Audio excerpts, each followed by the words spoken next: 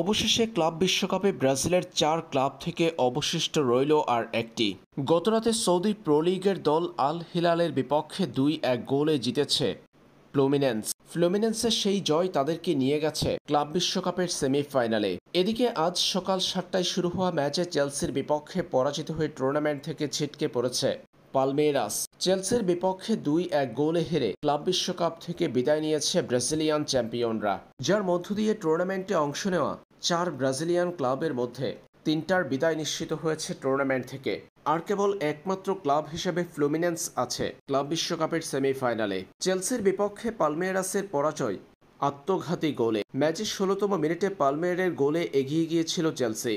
প্রথমার্ধের খেলা ১-০ গোলে এগিয়ে থেকে শেষ করলেও দ্বিতীয়ার্ধে ৫৩তম মিনিটে গোল হজম করে তারা চমৎকার এক গোল করে পালমেইরাসকে সমতায় ফিরিয়েছেন তরুণ ব্রাজিলিয়ান মেসিনহো এস্তেভাও উইলিয়ান। ব্রাজিলের ছোট মেসি হিসেবে খ্যাত এস্তেভাও উইলিয়ান গোল করেছেন ম্যাচের ৫৩তম মিনিটে। এরপর শেষ অংশে ৮৩তম মিনিটে পালমেইরাসের গায়ের আত্মঘাতী গোলে জয় পায় চেলসি।